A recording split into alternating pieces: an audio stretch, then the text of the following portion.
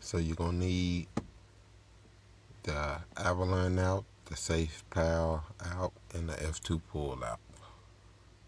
So first you're gonna need to download the F2 pull out, and you're gonna have to make a username and an account and all that good stuff. And once you make your account, you go into payout, and then you, for the Bitcoin address, you gonna paste. Yeah, you're just gonna copy and paste that. And to get to there, you just go home, click the home button, then just go to Bitcoin, and then it's right there. But that goes in the F2 pull out, and that's how you set that up. For the Canaan Avalon, how you set it up is you just go to pool config, you put the username that you have in the pool in the second column. The password can be anything. And in the top column, you just choose any of the pools that says Bitcoin. That's what I did.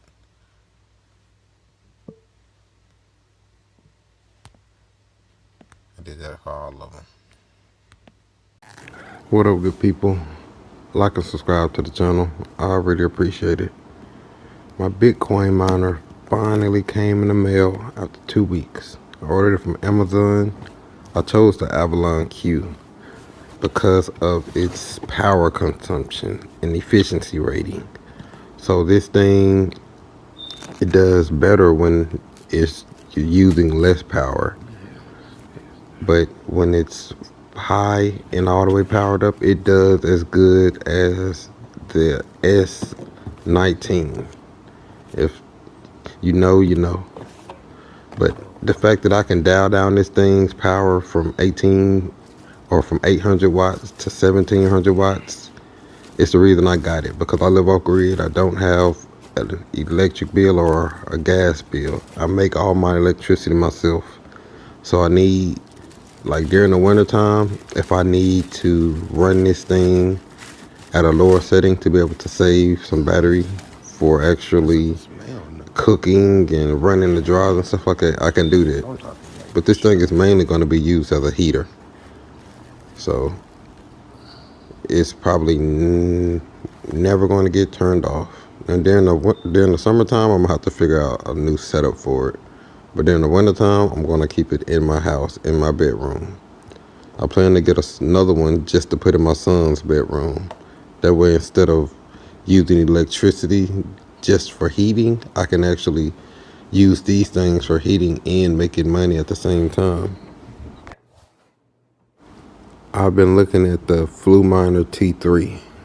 I'm really interested in that. It does more terahashes, but it uses more power than this. What is the best pool to join for Bitcoin mining? I don't really want to get into the F2 pool because they want you to wait until you get $500 worth of Bitcoin to cash out. I would rather be able to cash out every 2 weeks or once a week. That way I'll have like 52 or 26 transactions that I have to worry about taxing. I don't want to do it every day. But if I can do it every week or two, that would be dope. Shout out to all my Bitcoin miners, especially if you're brave enough to mine solo. I'm a pool miner right now. Pool mining is when you combine your computing power with everybody else's and you get consistent revenue from it. Solo mining is when you go for the whole, what is it, $360,000. But if you don't hit, then you don't get nothing at all. So I'm gonna do solo mining later, but right now I have the Canaan Avalon Q. I really do like it. I like it. I've been looking at the Miner T3. I was kind of feeling like I got a bad deal with the Avalon Q, but with me living off grid the way I am, the Avalon Q allows me to be able to dial down my hash rate during cloudy days or during wintertime. And the Flu Miner T3, you can't dial it down. It's either full speed or off. So that's the perk. The Canaan Avalon, it gives me 90 terahashes on average. That Flu Miner T3, I think it's supposed to do like 115, which is crazy. Man, I think, I don't know what I'm gonna do. I really want 2 of the Avalon Qs for sure. I know I want 2 of them. That way I can have one in my room and one in my son's room for heating during the wintertime. And I think I'm just gonna use the T3s to run like from 10 o'clock to like 4 o'clock when the sun is up, and when I can run it purely off sun power, run it for free. And other than that, like during the nighttime, I might just completely shut it down. I don't know. We'll see. Still growing my solar system. For each of the Canaan Avalon Qs, I need 5 batteries to make it through the night per machine, which is about